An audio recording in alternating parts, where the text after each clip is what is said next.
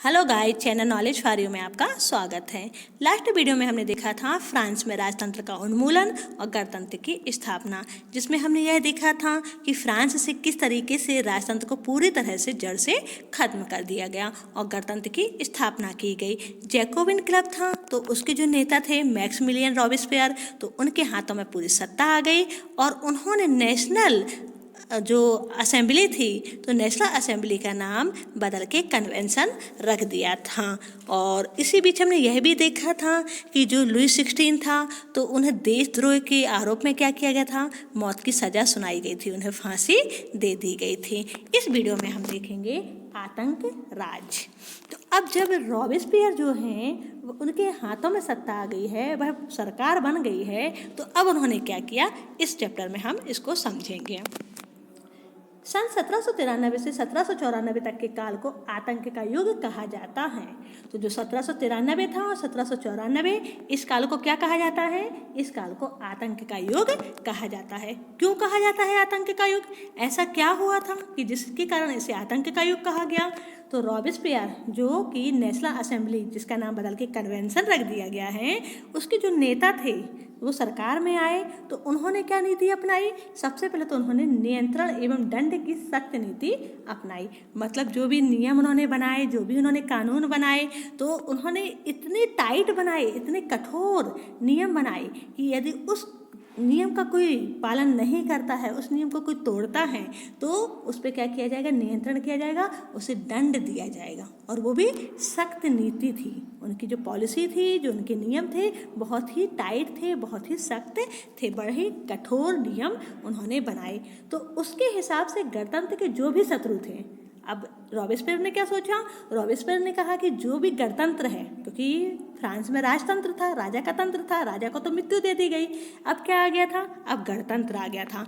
तो रॉबेस्पियर ने कहा कि जो कोई गणतंत्र का शत्रु है, जैसे कि कुलीन एवं पादरी, अन्य राजनीतिक दलों के सदस्य, उसकी कार्यशैली से असहमत रखने वाले पार्टी के सदस्य, तो उन सभी को गिरफ्तार कर जेल में डाल दिया गया और एक क्रांतिकारी न्यायालय द्वारा उन पर मुकदमा चलाया गया। तो इन्होंने क्या किया, जितने भी गणतंत्र के खिलाफ थे, है ना, जो उनके शत्रु थे, उन सबको पकड़ के उनको जेल में डाला और जेल में डालने के बाद जो उनका क्रांतिकारी न्यायालय था उस पर मुकदमा चलाया गया और उनको फांसी दी गई। यदि न्यायालय उन्हें दोषी पाता, यदि न्यायालय को लगता है कि हाँ इसने ऐसा कार्य किया है, ये दोषी है, तो गिलोटीन पर चढ़ाकर उसका सिर कलम कर दिया जाता था। गिलोटीन दो खंभों के बीच लटकते आरी वाली मशीन थी, जिस पर रखकर अपराधी का सिर धड़ से अलग कर दिया जाता था। इस मशीन का नाम उसके आविष्कारक डॉक्टर गिलोटीन के नाम पर पड़ा। तो जो न्यायालय था वो किस तरीके की सज़ा देता था? अगर वो पाता था कि ये व्यक्ति दोषी है तो उसे गिलोटीन पे चढ़ा दिया जाता था। ये गिलोटीन क्या होता है तो इसे देख लीजिए। ये अब गिलोटीन क्या है इसे देख लीजिए। ये गिलोटीन है जिसमें ये आपके जो पिलर खड़े हुए हैं, इसके बीच में ये आरे वाली मशीन लगी हुई है, आरा लगा हुआ है, और यहाँ पर लोगों का धड़ रख के, सिर रख के लोगों को क्या किया जाता था, इस आरे मशीन को नीचे गिरा दिया जाता था। ठीक, इसको रस्सी को नीचे किया जाएगा, ये जो डोरी दी हुई है, रस्सी दी है, जब ये डाउन होगी तो ये आरे की जो मशीन है ये नीचे आएगी और लोगों का सिर क्या हो जाएगा, धड़ से अलग हो जाएगा। इस तरीके से इस मशीन के द्वारा क्या किया जाता था, सजा दी जाती थी, दंड दिया जाता था। और इस मशीन के आविष्कारक कौन थे? Doctor guillotine. तो डॉक्टर गिलोटीन के नाम पर ही इस मशीन का नाम रखा गया, इस यंत्र का नाम रखा गया गिलोटीन। रॉबेस्पियर सरकार ने कानून बनाकर मजदूरी एवं कीमतों की अधिकतम सीमा तय कर दी। गोश्त एवं पाव रोटी की राशनिंग कर दी गई। किसानों को अपना अनाज शहरों में ले जाकर सरकार द्वारा तय कीमत पर बेचने के लिए बाध्य किया गया। अपेक्षाकृत सफ़ेद आटे के इस्तेमाल पर रोक लगा दी गई। सभी नागरिकों के लिए साबुत गेहूं से बने और बराबरी का प्रतीक मानी जाने वाली समता रोटी खाना अनिवार्य कर दिया गया। तो जो रॉबेस्पियर सरकार थी, उसने क्या कानून बनाया? उसने कानून ये बना दिया कि जो मजदूरी रहेगी, लोगों की जो मजदूरी रहेगी और जो कीमत रहेगी वो क्या होगी, वो अधिकतर सीमा तक उसने खुद तय कर दी कि इतनी मजदूरी जिनको मिलना है इतनी वस्तुओं की कीमत होगी, है ना। और जो गोश्त है, जो पाव रोटी है, तो उसकी राशनिंग कर दी। राशनिंग मतलब होता है कि जो राशन की दुकानों में सामान मिलता है ना, राशन की दुकानों पर, तो वही चीज़ मतलब गोश्त और जो पाव रोटी है वो कहाँ पर मिलेगी, राशन की दुकान पर मिलेगी। और जो किसान होंगे तो किसान अपने मन से अपने अनाज को नहीं बेच सकते, है ना। उसने अनाज का जो सरकारी कीमत तय कर दिया और सरकारी जो कीमत रहेगी उसी अनुसार अपने अनाज को शहर में ले जाकर उसको बेचना पड़ेगा। वह अपने मन से नहीं बेचेगा। सरकार ने अगर जो कीमत निर्धारित की है उस कीमत के आधार पर उनको अपना अनाज बेचना पड़ेगा। और जो सफ़ेद आटा था जिसको हम लोग मैदा भी कहते हैं, मैदा होता ना, तो वो महंगा मिलता था, तो जो महंगा सफ़ेद आटा था तो उसके इस्तेमाल पर रोक लगा दी गई। ठीक, मतलब जो एक गरीब इंसान खाता है वही वह अमीर आदमी भी खाएगा। अमीर आदमी, अगर कोई गरीब आदमी सूखी रोटी खा रहा है तो अमीर आदमी भी सूखी रोटी खाएगा, भले उसके पास कितना भी पैसा हो, लेकिन जो वो कर रहा है गरीब, वही उसको करना पड़ेगा। तो इसलिए महंगे सफ़ेद आटे के इस्तेमाल में क्या कर दिया गया, रोक लगा दी गई। सभी नागरिकों के लिए साबुत गेहूं से बनी और बराबरी का प्रतीक मानी जाने वाली समता रोटी खाना अनिवार्य कर दिया गया। तो जो साबुत गेहूं से बनी रोटी होती थी जिसको बराबर का प्रतीक कहा जाता था, ऐसा उस रोटी का नाम रखा समता रोटी। ठीक है, तो समता रोटी चाहे वह अमीर हो चाहे गरीब हो, सबको खाना अनिवार्य कर दिया गया। बोलचाल और संबोधन में भी बराबरी का आचार व्यवहार लागू करने की कोशिश रही। तो जो बोलचाल हुआ करता था तो उसमें भी क्या हुआ, आचार विचार और जो व्यवहार हैं तो उसमें भी वो भी लागू किया गया। पहले क्या चलता था, पहले मानसीयर महाशय कहते हैं जिसे अभी हम लोग सर कहते हैं, है ना। जो मानसीयर हो गया, महाशय हो गए, आप लोग सर बोलते हैं, सर का उच्चारण करते हैं। मदाम महोदय के स्थान पर अब सभी फ्रांसीसी, मदाम मतलब मैडम, आप लोग स्कूल में भी क्या बोलते हैं, सर या मैडम बोलते हैं ना, तो वहाँ पर मानसीयर और मदाम के स्थान पर अब सभी फ्रांसीसी पुरुषों एवं महिलाओं को सितोयन एवं सितोयन, ठीक है, जो पुरुष होगा तो उसे सितोयन कहा जाएगा और जो महिला होगी उसे सितोयन कहा जाएगा। ठीक है, तो पहले क्या कहा जाता था, पहले बोलते थे मानसीर और मदाम, है ना। तो मानसूर की जगह क्या बोलेंगे, सितोयन, और मदाम की जगह क्या बोलेंगे, सितोयन कहा जाएगा। तो जो पुरुष होंगे उनके लिए सितोयन का शब्द का प्रयोग किया जाएगा, महिला के लिए सितोयन शब्द का प्रयोग किया जाएगा। चर्च को बंद कर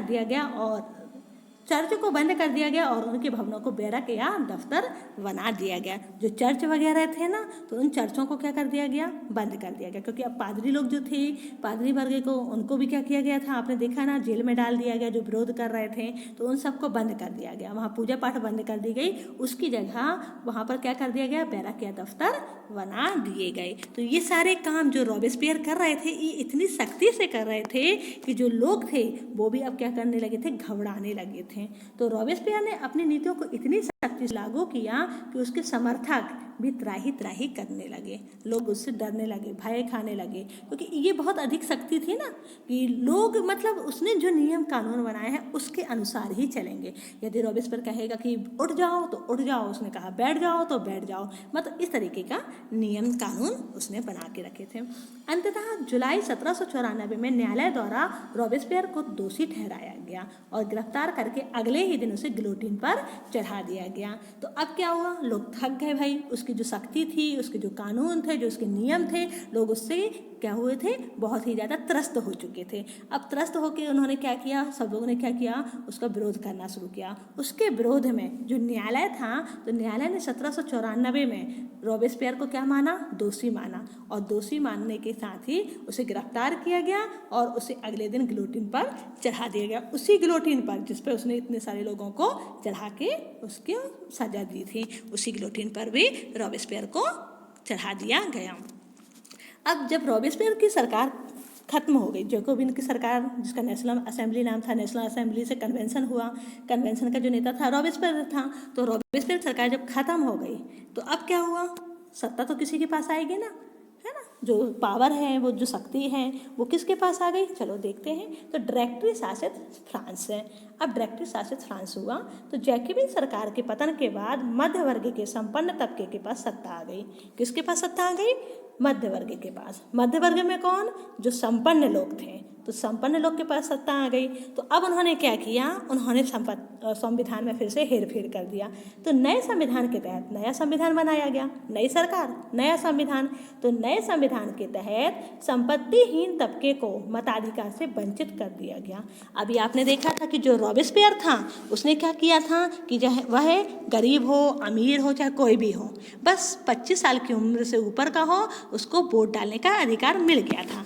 लेकिन फिर से नई सरकार जो आई और ये मध्य वर्ग की थी और संपन्न तबके की थी, मतलब ये संपन्न वर्ग के लोग थे। तो इन्होंने सबसे पहले क्या किया, जो संपत्तिहीन थे, जो गरीब लोग थे, जो गरीब गुरबे लोग थे ना, उनको मताधिकार से वोट डालने से क्या कर दिया, वंचित कर दिया।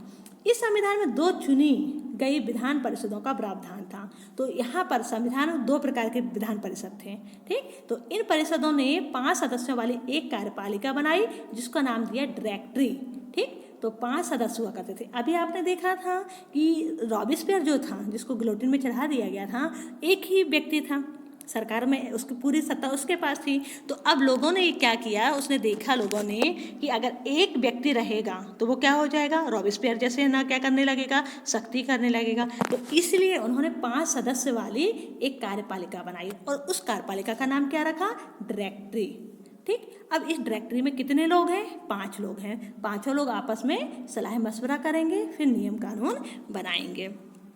तो इस प्रावधान के जरिए जैकोबिनों के शासनकाल वाली एक व्यक्ति केंद्रित कार्यपालिका से बचने की कोशिश की गई। लेकिन डायरेक्टरों का झगड़ा अक्सर विधान परिषदों से होता था। तो अभी आपने पढ़ा था ना कि जो कार्यपालिका थी उसमें विधान परिषद 2 थे, ठीक। एक मेंबर अलग हो गए और एक 5 सदस्य वाली डायरेक्टरी अलग हो गई। तो जो डायरेक्टर थे उनका झगड़ा किससे होता था, विधान परिषद से, ठीक। आपस में दोनों लड़ते रहते थे। अब जो परिषद होती थी तो क्या करती थी, डायरेक्टरी को बर्खास्त करने की चेष्टा करती, ठीक। अब झगड़ा हुआ, इस डायरेक्टरी को हटा दिया जाए, दूसरी डायरेक्टरी बुलाई जाए, उससे झगड़ा हुआ तो उसको हटाया जाए, तीसरी डायरेक्टरी बुलाई जाए। तो इस तरीके से डायरेक्टरी क्या हो रही थी, बार बार बदल रही थी। यहाँ पर क्या हुआ, जब राजनीतिक अस्थिरता है, सत्ता केंद्रित नहीं है, एक स्थायी रूप नहीं ले पा रही है, तो अब एक सिपाही था, जो एक सैनिक था, जो तानाशाह था, नेपोलियन बोनापार्ट, तो उसने क्या किया, अब उसने सत्ता पर वह कब्जा करेगा। तो सरकार के स्वरूप में इन सभी परिवर्तनों के दौरान स्वतंत्रता, विधि सम्मत समानता और बंधुत्व प्रेरक आदर्श बने रहे। इन मूल्यों ने आगामी सदी में न सिर्फ फ्रांस बल्कि बाकी यूरोप के राजनीतिक आंदोलनों को भी प्रेरित किया।